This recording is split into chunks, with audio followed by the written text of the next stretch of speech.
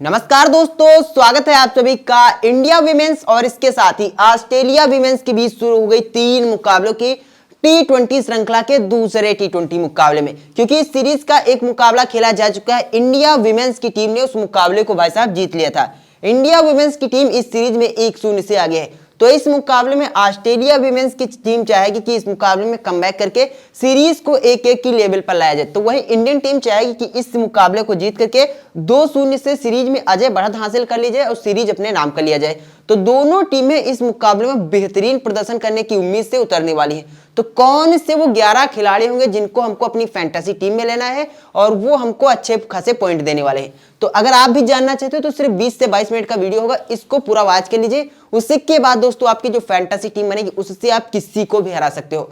तो उम्मीद करते हैं आप सभी लोग वीडियो को पूरा वॉच करोगे। और बाकी आप लोगों के लिए इंपॉर्टेंट दोस्तों सूचना कह सकते हैं या नोटिस कह सकते हैं कि हमारा जो पुराना वाला चैनल था वो डिलीट हो गया है, लेकिन हम लोगों ने आपसे जुड़े रहने के लिए एक नया चैनल क्रिएट किया। तो सभी लोग प्लीज सब्सक्राइब कीजिएगा और अपने यार दोस्तों को शेयर कर दीजिए, बता दीजिए। चलिए उम्मीद करते हैं सभी लोग शेयर और लाइक से सब कर दोगे। आइए बात करते हैं इस मुकाबले के बारे में। अब इस मुकाबले की बात की जाए, इंडिया विमेंस और इसके साथ ही ऑस्ट्रेलिया विमेंस के बीच ये मुकाबला खेला जाएगा।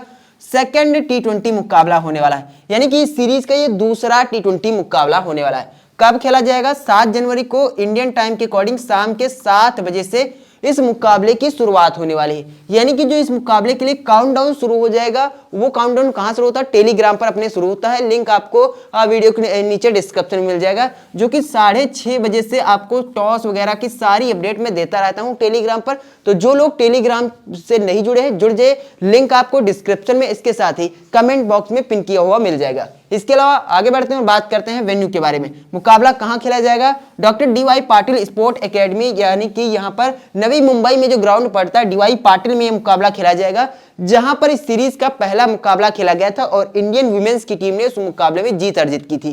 तो इस मुकाबले के लिए किस तरीके से वेदर रहने वाला, किस तरीके से पिच रहने वाली, सब कुछ आपको बताने वाले। कौन सी टीम मुकाबला जीतेगी ये भी बताएंगे। चलिए आगे बढ़ते हैं और बात करते हैं यहां पर वेदर रिपोर्ट के बारे में। ग्राउंड पर ह्यूमिडिटी की बात कीजिए 51% नजर आएगी, यानी कि इस मुकाबले के लिए जो आपको ग्राउंड पर ह्यूमिडिटी नजर आएगी 51%।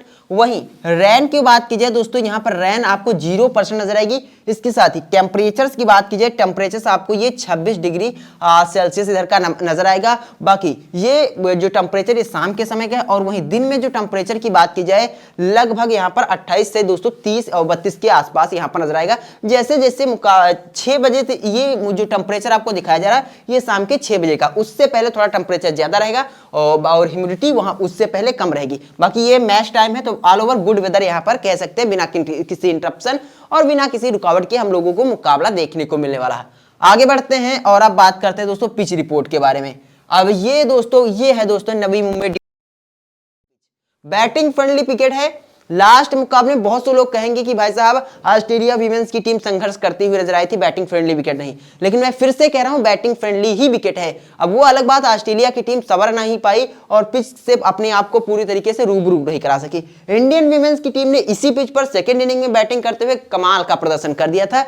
तो मेरी इस ऑल ओवर विकेट की बात की जाए, batting friendly plus bowling friendly, यानी कि एवरेज ग्राउंड कह सकते हैं, जहां पर रन भी लगते हैं बोर्ड पर और विकेट भी गिरते हैं।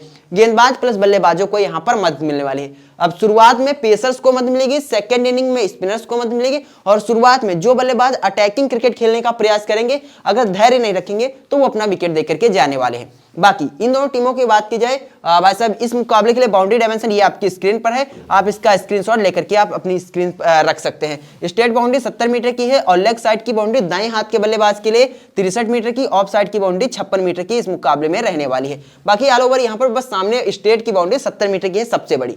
तो इस तरीके से यहाँ पर दोस्तों बाउंड्री डायमेंशन रहने वाली।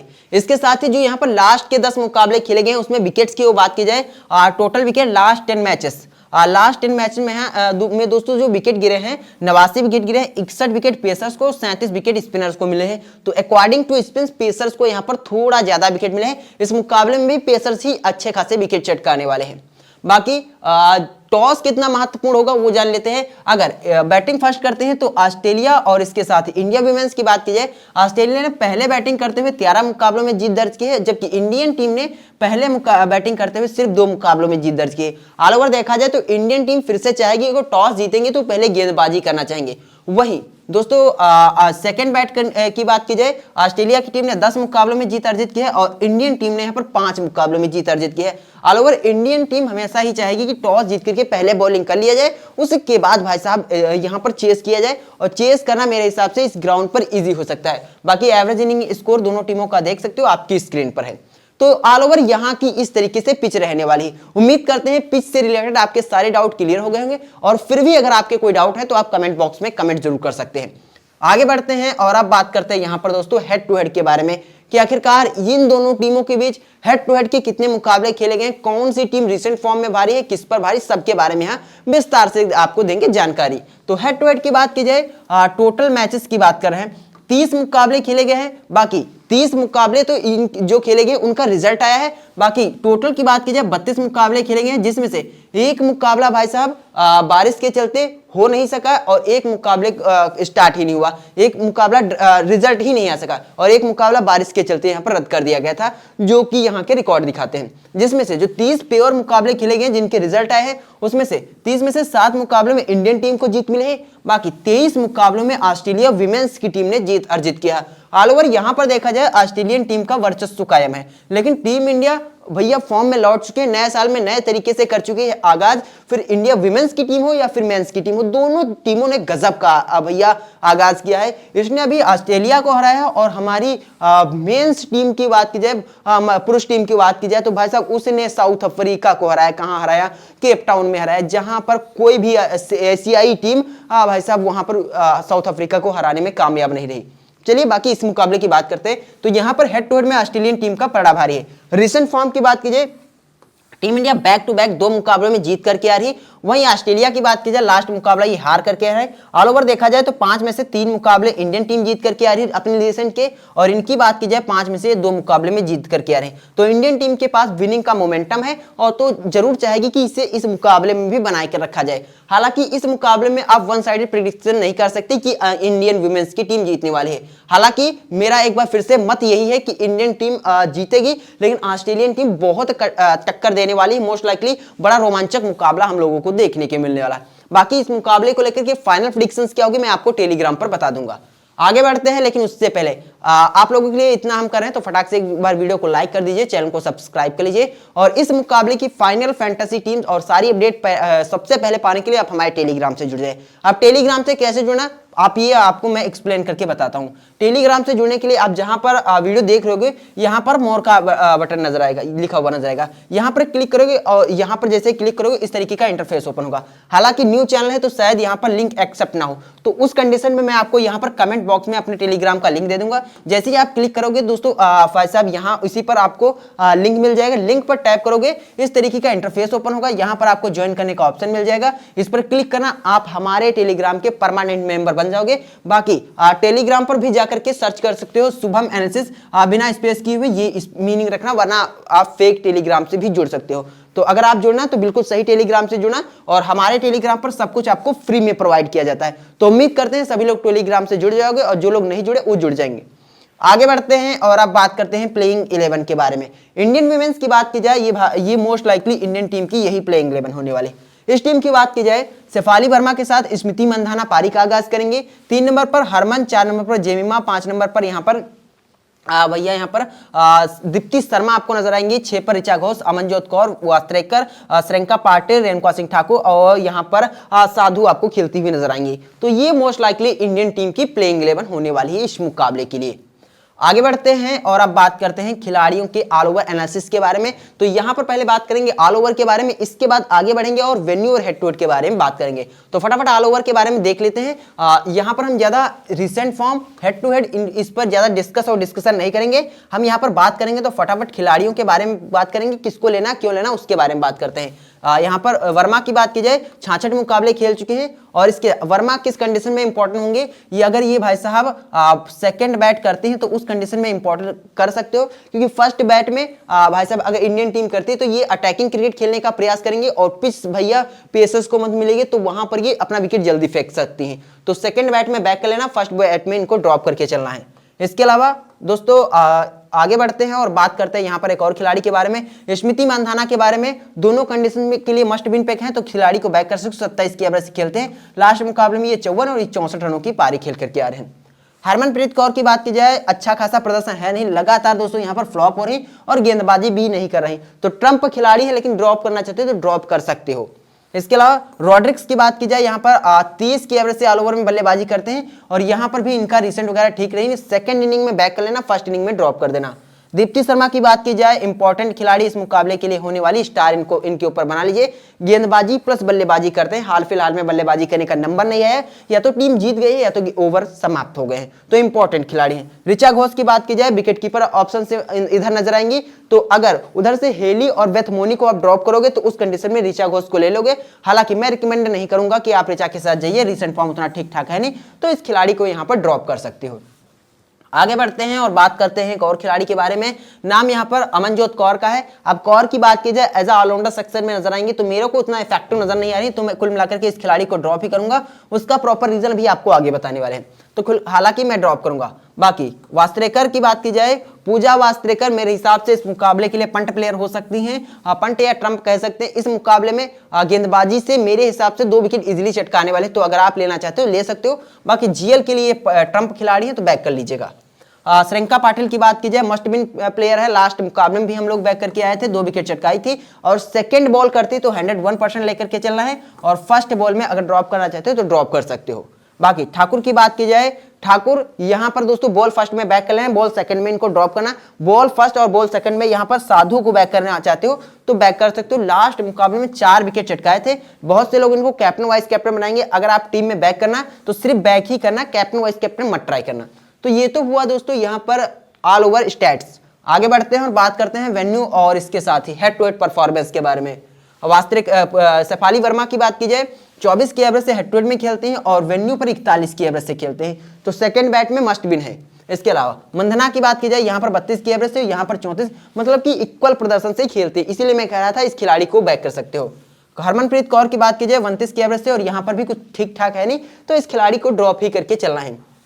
रॉड्रिक्स की बात की जाए, सेकंड इनिंग में बैक कर लीजिएगा, क्योंकि फर्स्ट इनिंग में मेरे को नहीं लग रहा कि ये अच्छा प्रदर्शन कर पाएंगे, तो सेकंड इनिंग के लिए पंट प्लेयर हैं और फर्स्ट इनिंग में ड्रॉप करके चलना है। दीप्ति शर्मा की बात की जाए, दोनों कंडीशन के लिए मस्ट विन इंपॉर्टेंट है, क्योंकि गेंदबाजी प्लस बल्लेबाजी और फील्डिंग में भी आपको अच्छे खासे भाई साहब पॉइंट देते हैं, तो आपके लिए मस्ट विन प्लेयर हैं। ऋचा घोष की बात की जाए, उतना सेफ पिक नहीं, जीएल में अगर आप ट्राई करना चाहते हैं ट्राई कर लीजिएगा, और जीएल में क्यों रिकमेंड कर रहा हूं, यहाँ पर 41 की एवरेज से बल्लेबाजी करते हैं, बाकी हेड टू हेड में भी 24 की एवरेज से बल्लेबाजी करते हैं। अमनजोत कौर की बात की जाए, इसको मैं क्यों नहीं कह रहा था इस खिलाड़ी को बैक करना है, 7 मुकाबलों में वेन्यू पर 24 रन है और 1 विकेट, इसीलिए मैं कह रहा था इस खिलाड़ी को ड्रॉप करना है। बाकी वास्त्रेकर की बात की जाए, वास्त्रेकर 6 मुकाबलों में 1 विकेट, यहाँ पर 71 रन है, तो जीएल में इनको बैक कर लेना वास्त्रेकर को, और हेड टू हेड में दोनों खिलाड़ियों को ड्रॉप करना। श्रेंका पाटिल की बात की जाए, 1 मुकाबले में 2 विकेट है, वेन्यू पर 4 मुकाबलों में 5 विकेट है। बाकी ठाकुर की बात की जाए, यहाँ पर दोस्तों 5 मुकाबलों में 2 विकेट हैं, इसीलिए मैं कह रहा था कि दोस्तों इस खिलाड़ी को फर्स्ट इनिंग में बैक करना, सेकंड इनिंग में तो बिल्कुल मत बैक करना। बाकी साधु की बात की जाए, 1 मुकाबले में इसी वेन्यू पर खेला था, लास्ट मुकाबला वहां पर 4 विकेट निकाल दिया था। तो इधर से जिन खिलाड़ियों को मैंने बताया है, इस कंडीशन और इस सिचुएशन के हिसाब से बैक करके चल रहा है। अब आगे बढ़ेंगे और अब बात करते हैं यहाँ पर ऑस्ट्रेलिया विमेंस टीम की प्लेइंग 11 के बारे में। ऑस्ट्रेलिया विमेंस की बात की जाए, मोस्ट लाइकली यही ऑस्ट्रेलियन टीम की प्लेइंग 11 रहने वाले, आप लोग स्क्रीनशॉट लेते रहिएगा। यहाँ पर एलिसा हेली के साथ Beth Mooney, Tahlia McGrath, Ellyse Perry, स्ले गार्डन, लीच फील्ड, और इसके साथ ही ग्रेस हैरिस और सटरलैंड, वरहम, और इसके अलावा सूट और डी ब्राउन होने वाले। मोस्ट लाइकली यही इनकी प्लेइंग 11 होने वाली है। अब इनकी तरफ से कौन कौन सी खिलाड़ी इंपॉर्टेंट होंगी, किसको हम लोगों को अपनी फैंटेसी टीम में लेना और क्यों लेना, उसके लिए प्रॉपर रीजन के समझने का प्रयास किया जाता है। चलिए अब बात करते हैं सबसे पहले यहाँ पर एलिसा हेली के बारे में। अब हेली की बात की जाए, एवरेज की बात की जाए, यहाँ पर 24 की एवरेज से T20 क्रिकेट खेल रहे हैं, रिसेंट फॉर्म उतना यहाँ पर ठीक ठाक नहीं, यहाँ पर 56 रनों की पारी आई थी। बाकी बेथ मोनी की बात की जाए, इनका भी ठीक ठाक नहीं। तो इधर से अगर बेथ मोनी और एलिसा हेली अगर आप ड्रॉप करना चाहते हो, लेकिन मैं रिकमेंड नहीं कर रहा हूँ कि आप ड्रॉप कीजिए, मैं रिकमेंड कर रहा हूँ कि दोनों में से एक खिलाड़ी को आप ले सकते हो। बाकी उधर विकेट कीपर सेक्शन से आपको रिचा नजर आएंगे, तो रिचा को ड्रॉप कर लीजिएगा और इधर से एक खिलाड़ी को बैक कर लीजिएगा, मतलब कि एक विकेट की 3 में से एक विकेट कीपर को लेकर के चलना है। आगे बढ़ते हैं, बात करते हैं तालिया मैकग्राथ के बारे में। लास्ट मुकाबले में फ्लॉप हुई थी खिलाड़ी, लेकिन इस मुकाबले में बैक करना है और वाइस कैप्टन बनाना चाहते हो तो बना सकते हो भैया। 50 की एवरेज से खेलती हैं, 19 की एवरेज से गेंदबाजी, इकोनॉमी से गेंदबाजी करती है, तो ट्रम्प खिलाड़ी है। इस खिलाड़ी को कैप्टन वाइस कैप्टन बनाना है और बैक भी कर लेना है। एलिसा पेरी की बात की जाए, पेरी भी इंपॉर्टेंट खिलाड़ी, ये भी 32 की एवरेज से खेलती हैं और यहाँ पर 5 की इकोनॉमी से लगभग 6 के आसपास की इकोनॉमी से गेंदबाजी कराते हैं। हालांकि गेंदबाजी हाल फिलहाल में नहीं कराई, लेकिन जो बल्लेबाजी की वो ट्रम्प बल्लेबाजी की, तो ये भी कैप्टन वाइस कैप्टन की एक बढ़िया चॉइस है। गार्डनर की बात की जाए, लास्ट मुकाबले में ये भी फ्लॉप हुई थी। बहुत से लोग ड्रॉप करेंगे, लेकिन मैं कहूंगा आप टीम में बैक कर लेना अगर कैप्टन नहीं करना चाहते हो। बाकी मैं आपको रिकमेंड करूंगा वाइस कैप्टन के लिए एक सेफ चॉइस है। पी लीचफील्ड की बात की जाए, भैया लास्ट मुकाबले में 49 रनों की पारी खेल करके आ रहे हैं और यहाँ पर लगभग 50 के आसपास की बल्लेबाजी करते हैं, तो जीएल में बैक कर लेना। हेड टू हेड में मैं नहीं रिकमेंड कर रहा हूँ कि आप बैक करके चलना। मेरे हिसाब से हेड टू हेड में ये जो इसलिए नहीं बैक कर रहा हूँ क्योंकि जीएल में आप रिस्क उठा सकते हो, लेकिन हेड टू हेड में अगर आप रिस्क उठाते हो तो भाई साहब आपके लिए रिस्की हो जाती है। तो मेरे हिसाब से अंडर 20 इस मुकाबले में अपना विकेट फेंक करके जाने वाले हैं। आगे बढ़ते हैं और अब बात करते हैं यहाँ पर एक और कुछ खिलाड़ियों के बारे में। ग्रेस हैरिस के बारे में, ये एक और इंपॉर्टेंट खिलाड़ी है, तो आप लीचफील्ड को ड्रॉप कर दीजिएगा, लेकिन ग्रेस हैरिस को अपनी टीम में बैक कर लीजिएगा। ये इंपॉर्टेंट है, गेंदबाजी भी करेंगे शायद, लेकिन हाल फिलहाल में गेंदबाजी यहाँ पर किया नहीं। बाकी रिसेंट फॉर्म भी उतना नहीं, तो बहुत से लोग इनको ड्रॉप ही करके चलेंगे, लेकिन आप बैक कर सकते हो। सदरलैंड की बात की जाए, 23 मुकाबलों में 10 विकेट हैं और 109 रन, तो उतना कुछ ठीक ठाक नहीं है। तो अगर आपकी टीम में जगह बच रही है बैक कीजिएगा, वरना ड्रॉप कर लीजिएगा, क्योंकि 12 की एवरेज से बल्लेबाजी करते हैं, लगभग 8 के आसपास की इकोनॉमी से गेंदबाजी। वराम की बात की जाए, यहाँ पर 47 मुकाबलों में 45 विकेट, तो उतना इनको ये वेन्यू रास वगैरह आता नहीं और रिसेंट फॉर्म भी उतना ठीक ठाक है नहीं। मेरे हिसाब से एक विकेट के ऊपर यहाँ पर चटका नहीं पाएंगे, तो जो बैक करना चाहते हो बैक कर लीजिएगा, लेकिन मैं ड्रॉप कर रहा हूँ। मैगन सूट की बात की जाए, लास्ट 2 मुकाबलों में ये विकेटलेस रही खिलाड़ी, लेकिन मेरे हिसाब से इस मुकाबले में 2 विकेट इजीली चटकाने वाले हैं। एक मैगन सूट हो गए और डार्सी ब्राउन, और मैगन सूट में से दोनों में से एक खिलाड़ी के साथ आप जा सकते हो। मैं यहाँ पर रिकमेंड करूंगा मैगन सूट के साथ जाइए, ये इंपॉर्टेंट होने वाले इस मुकाबले में। मेरे हिसाब से ये खिलाड़ी 2 विकेट इजीली चटकाने वाले। तो ये तो हुई दोस्तों यहाँ पर ऑस्ट्रेलियाई टीम का ओवरऑल। बात करते हैं, आगे बढ़ते हैं और बात करते हैं वेन्यू और हेड टू हेड के बारे में।